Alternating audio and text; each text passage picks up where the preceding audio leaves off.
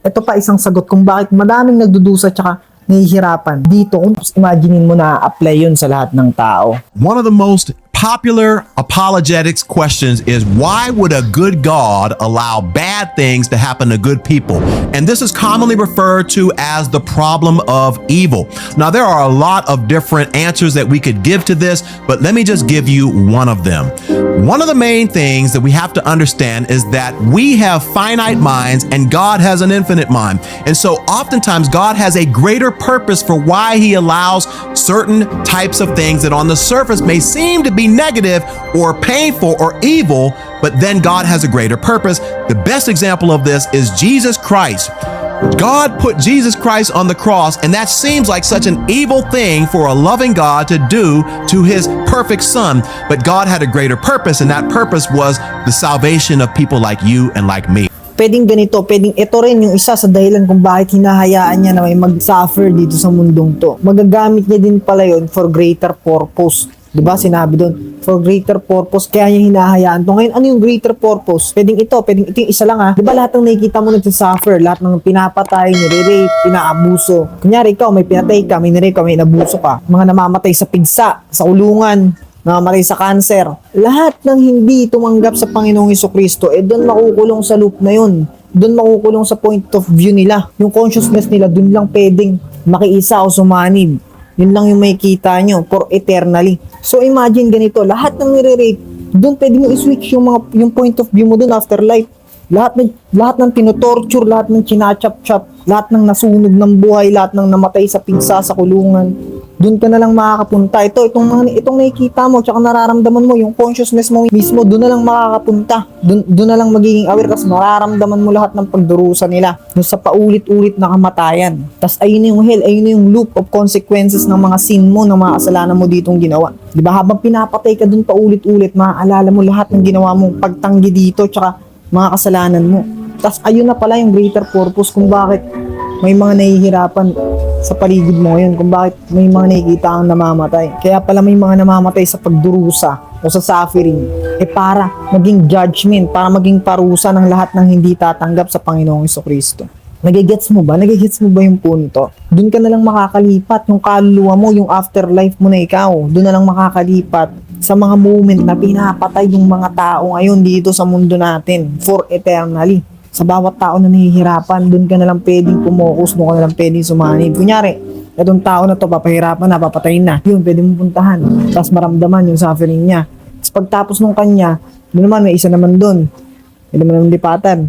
Diba? Ayun yung greater purpose. Parang ayun yung greater purpose. Ayun yung paghiwalay doon sa tumanggap tsaka sa di tumanggap sa Panginoong Hesukristo. Diba? Lahat daw ng mga kasalanan mo ay katumbas, kamatayan. Kung di mo tatanggapin ang Panginoong Hesukristo, at yung mismong mga kasalanan mo ang magja-judge daw sa'yo afterlife pag di mo tinanggap ang Panginoong Hesukristo. Your deeds, your own deeds, diba? At yung lahat naman ng tumanggap sa Panginoong Hesukristo, pwede nilang ilipat yung point of view nila o yung consciousness nila, yung kaluluwa nila doon sa mga namuhay sa pagmamahal dito. Yung mga tunay na nagmahalan, yung nagtratuhan ng tama, yung mga nagtatravel, yung mga masarap yung buhay, doon nila pwedeng ilipat yung consciousness nila kung saan nila gusto. Tapos nagre-replay yung both side na yun eternally. Isipin mo kung gaano kasaya yun, yung magiging salvation, at kung gaano naman karumal-dumal yung magiging judgment. Diba? Pero paano kung ganun yung heaven at hell? At ito din, yung sinasabi ko, ito din yung pala yung sagot kung bakit may mga nangihirapan. At ayun pala yung greater purpose. Hindi mo pa rin ba tatanggapin ang Panginoong Hesukristo?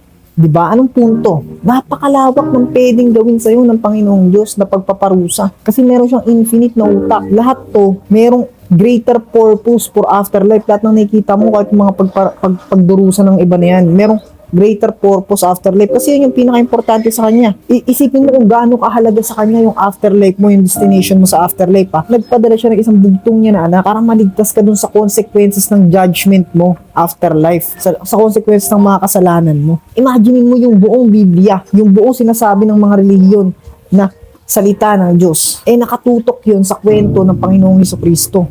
At yung greater purpose ng Panginoong Hesukristo ay maligtas ka sa kasalanan. Which is yung kasalanan, ang judgment ay afterlife. Nagigets mo kung gaano kahalaga yung pinag-uusapan natin dito. Kumbaga, yun yung pinaka-main goal ni God. Yung maligtas ka sa afterlife mo, sa consequences. Pinadala niya yung nag-iisa niyang anak, yung buong Biblia mismo, doon nakatutok, sa Panginoong Hesukristo, tapos yung kwento ng Panginoong Hesukristo, yung pinaka-goal niya, iligtas ka sa kasalanan. Diba? Ngayon, tapos dito tayo nakafocus sa mundo natin na to. Ito, sa material na mundo. Diba? Siya na rin nagsabi na magpo-provide ng Ama. Hindi mo naman kailangan magpayaman dito. Hindi mo naman kailangan magbisi-bisihan sa mga ibang bagay. Diba? Sabi, nakikita mong ibon, pinapakain kahit hindi naman nagtatrabaho, hindi naman nagpapagal, lumilipad-lipad lang. Ikaw pa ba na anak niya? Diba? Ilan-ilan lang yung mga binanggit ko sa pwedeng gawin sa atin ng Diyos na pagpaparusa at saka na salvation. Kung hindi natin lalayuan yung kasalanan at di natin tatanggapin ang Panginoong Hesukristo. Dahil ginagawa mo rin ang mga bagay na iyon. Alam natin makatarungan ang hatol ng Diyos sa mga taong gumagawa ng kasamaan. Pero sino ka para humatol sa iba kung ikaw mismo ay gumagawa rin ng mga iyon? Ang akala mo ba'y makakaligtas ka sa hatol ng Diyos dahil alam mong siya'y mabuti, matiyaga at mapagtimpi? Dapat mong malaman na ang Diyos ay mabuti sa iyo dahil binibigyan ka niya ng pagkakataong magsisi sa mga kasalanan mo.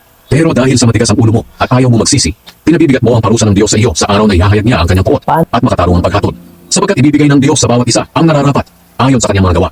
Bibigyan niya ng buhay na walang hanggan ng mga taong nagpapatuloy sa paggawa ng mabuti, na ang hangad ay makamtan ng karangalan, papuri mula sa Diyos, at buhay na walang kamatayan. Sa iba naman na walang iniisip kundi ang sarili at ayaw sumunod sa katotohanan kundi sa kasamaan, ibubuhos sa kanila ng Diyos ang kanyang matinding galit. So what is your conclusion? O diba, imagine, sige ganito, sinachap-chap ka paulit-ulit eternally. O nire-rape ka, lalaki ka, nire-rape ka, iniinal ka at sinasaksak ka habang. Tapos kinabukasan, babalik na naman yung mga lalaki, papalag ka na. Tapos wala kang magagawa, sasasakin ka ulit. Ganun, kinabukasan, paulit-ulit, hindi ka na mamatay. Tapos magre-replay sa'yo to, yung boses ko, na inaanyayahan ka na lumipat sa Panginoong Hesukristo. Pero iyak ka na lang kasi wala na, doon ka na nakakulong. Tapos pag nasanay ka na, syempre parang immune ka na sa ginagawa nila sa pang-araw-araw. Nilipat ka naman ng consciousness sa ibang nasusunog ka naman. O kaya rinaratrat ka naman ng usi, paulit-ulit. Lahat ng ginawa natin sa isa't isa dito, sa bawat kapwa natin. Lahat ng pambababoy, lahat ng lahat ng pagtotorture, lahat. Ikaw na yung mag-isip.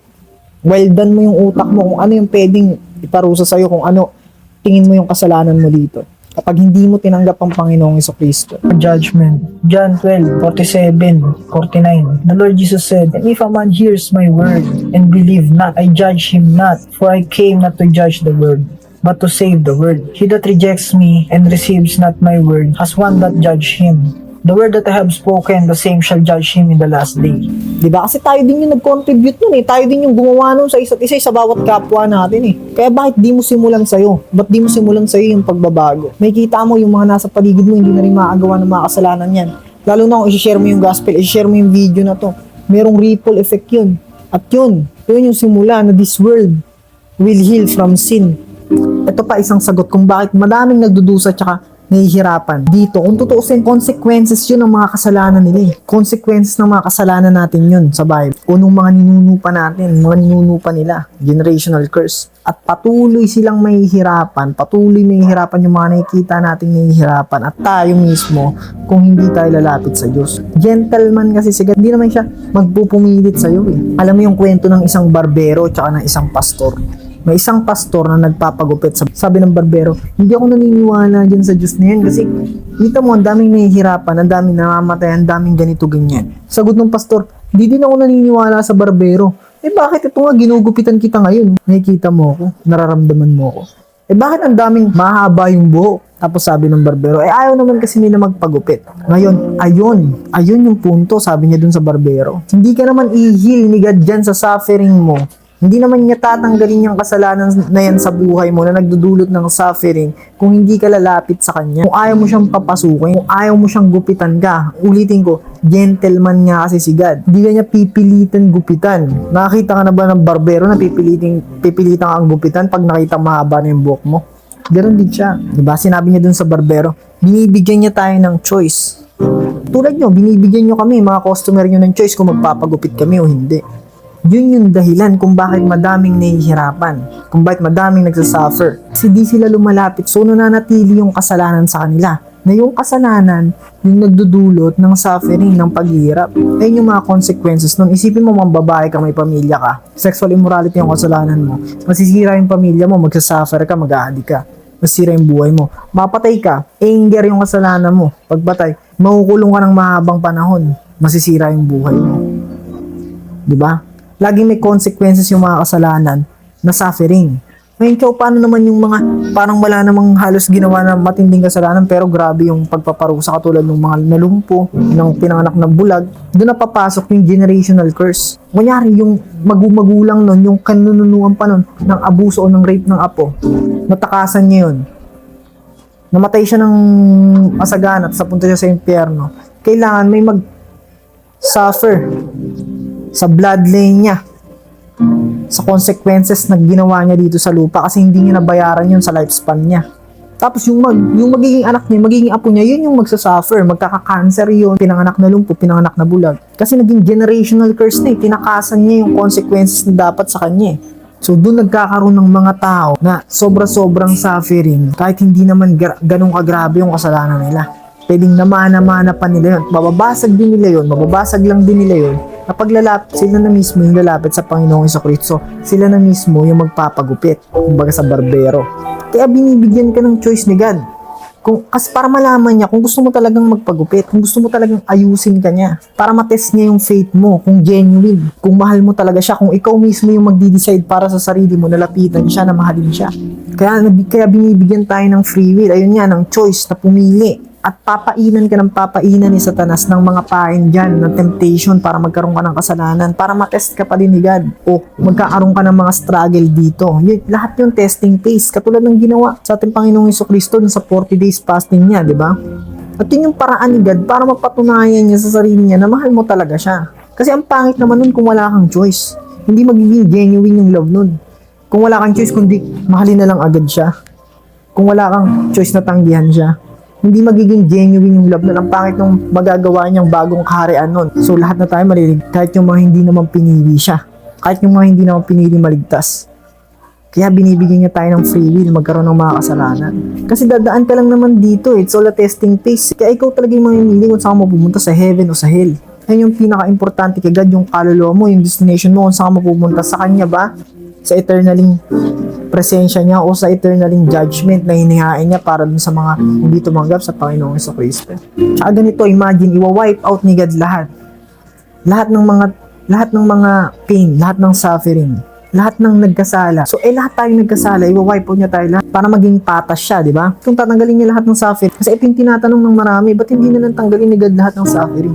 Pag tinanggal ni God lahat ng suffering, para maging patas siya, kailangan niya tayong i-wipe out lahat.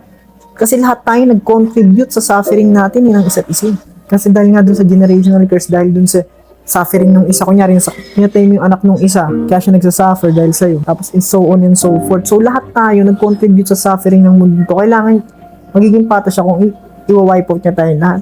Ibig ko sabihin, lahat ng nakikita mong suffering dito, tayo din yung may gawa, tayo nag-contribute niya. So para maging patas ang Panginoon, ang Diyos, kailangan niya tayong i-wipe out lahat. Kasi patas siya eh. Hindi naman siya pwedeng hindi maging patas. Di ba? Kaya hindi niya pa ginagawa yun kasi inaantay niya tayo na magbago, na lumapit sa ating Panginoong Jesucristo. Binibigyan niya pa tayo ng pagkakataon. Pero tandaan natin, isang araw, puputulin yung pagkakataon na yun, puputulin yung awan kapag ka nahayag na o kapag ka na-preach na to sa lahat ng tao, kapag ka nabigyan na lahat ng tao ng choice kung saan ba talaga sila pipili. Tulad nito, nabibigyan ka na ng choice, ikaw na yung pipili. Kasi nalalaman mo na tong gospel na to. Sa araw na yun, doon na mangyayari yung gusto nyo, yung gusto nating lahat. Yung wala ng sakit, wala ng tangis. Yun yung pangako sa Biblia, yung wala ng suffering. At yun na yung heaven na tinatawag. Ayun na yung bagong kaharian na pinapangako sa Biblia. At mayroon ding pangako doon naman sa tumanggi. At yun yung hell, ayun yung eternal judgment. Kaya yung pinakamalaking tanong dito, handa ka na ba doon sa araw na yun? Ayun yung tanong mo sa sarili mo. Why do bad things happen to good people? If one has faith, all things have meaning. But why would a loving God allow these tragedies to happen? Does the Lord, as Mr. Frank suggests, has to suffer? I asked for strength. And God gave me difficulties to make me strong. I asked for wisdom. And God gave me problems to solve. I asked for courage. And God gave me dangers to overcome. I asked for love. And God gave me troubled people to help. My prayers were answered.